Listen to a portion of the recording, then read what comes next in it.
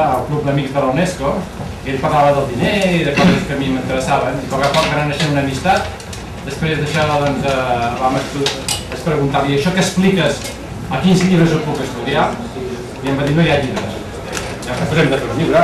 I llavors van començar a fer apunts, van fer classes, el Lluís Maria Xirinacs va oferir a la seva escola perquè anés a fer les classes. L'Agustí va estar 3 anys fent classes sobre això, i un dels alumnes directes era el Xirinacs, que li donava moltes i moltes pegues. Total, d'aquest any de treball va sortir un llibre fet per Martí Olivella, que ja les coneixeu, que es diu El poder del diner, que ja explicava una mica les teories de l'Agustí. Al cap d'un temps va sortir un altre llibre, que és Assaig sobre mercat i societat, fet pel mateix Agustí, i una noia, economista, que està a Itàlia, i on t'explica com eren les seves teories i el per què, les seves exposicions. Bé, comencem. L'Agustí Salou va néixer l'any 1911 i va néixer a Sant Genís dels Agudells, que no sé si ho coneixeu, però està just aquí sota el Tibidal. És una barriada molt maca. I va morir l'any 2006, amb 94 anys a sobre molt ben portats, a Barcelona. L'Agustí Salou era de professió químic. I això us diré 4 coses d'ell només, perquè veieu i entengueu la importància dels seus dits. I va estudiar química a Milús, i va estudiar química per entendre d'una manera científica els fenòmens.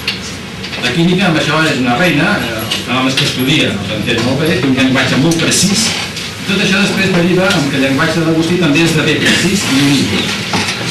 El fet que fos químic és important per entendre la seva teoria. I després, l'Agustí és aquesta persona que sense químics jo havia de fer més gran, perquè no m'hi va veure a Inglaterra aquell.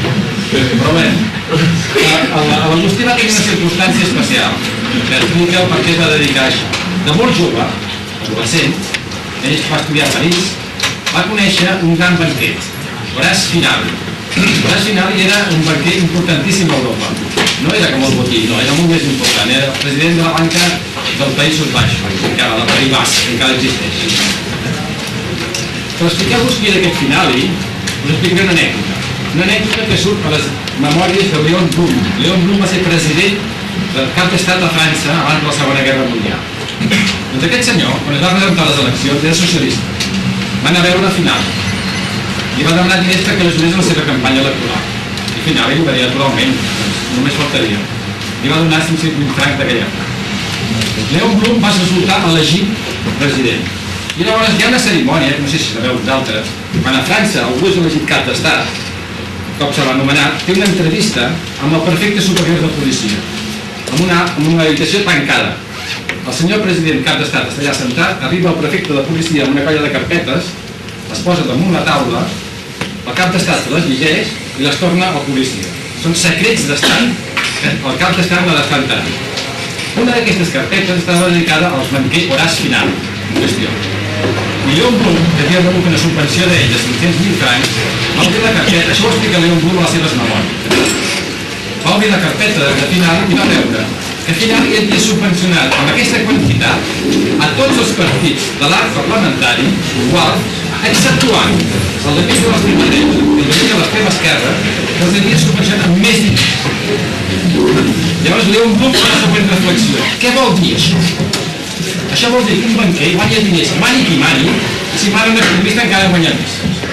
Aquesta és la reflexió que fa el Leon Blum. Perquè situar-se en la mentalitat d'un banquer no és gens fàcil, però a l'as final hi guaira de cap a peus. I aquesta possibilitat que va tenir l'Agustí Xaló de mamar directament un banquer és el que explica el perquè de la seva teoria i el perquè seria el que seria. Els banquers són una tradició de professió llarguíssima, que ve dels jueus sobretot, que saben molt bé que per fer-se ric no s'ha de fabricar res. Per fer-se ric s'ha de comprar i vendre. I el millor que pots comprar i vendre és diner. Llavors es fan multimilionaris. Bé, aquestes historietes que a poc a poc l'Agustí Xaló, com a adolescent inquiet, anava pescant del final, van anar configurant tot un pensament en ell. Hi ha una circumstància molt especial, i és que un dia que l'Agustí s'havia de trobar amb aquest banquer a casa seva, que estava convidat allà, el banquer no hi era. I no sé dir el banquer, el majordom, perquè el senyor banquer tenia majordom, el va fer esperar a la biblioteca despatx del banquer. I mentre s'esperava, l'Agustí, adolescent inquiet, va remenar els calaixos de la taula del banquer. I es va interessar precisament pel dossier que posava confidencial. Va començar a llegir allò, i de prop va rebre una bufetada immensa i va caure a terra. El banquer havia arribat i havia pescat infragant. La plantofada que li va clavar devia ser força, perquè tirar un tio a terra no era així. O sigui, estava emprenyadíssim el banquer. I li va començar a dir de tot. I quan va acabar de treure la ràbia, el banquer li va dir, bueno, anem a sopar. Se'n van anar a sopar. Durant tot el sopar no van parlar de res d'allò d'aquell incident. I quan va haver acabat el sopar, tots havien begut una mica de vi i estaven a part de contents, el banquer li va dir, digue'm què n'has entès d'aquell dossier que has vist. I el Agustí li va dir, quasi bé no he entès res, però m'ha cridat molt l'atenció a les conclusions. Aquell dossier feia referència a una reunió que havien tingut abans que diria ja la Primera Guerra Mundial, estava acabant la Primera Guerra Mundial, entre Horace Finali, J.P. Morgan, un gran banquer dels Estats Units, que té una banca que es diu Morgan, i Henry Detterling, que era el president de la Shell Company, una de les grans petrolieres del món. Aquesta reunió havia durat diversos dies de casa de Finali. Durant aquesta reunió s'havien cridat tècnics que havien vingut i s'havien anat a donar la seva opinió. I les conclusions que hi havia, la conclusió final, que va cridar l'atenció a l'Agustí, és: si els banquers racionalitzessin la moneda, seguirien guanyant diners, però perdrien la plutarquia mundial.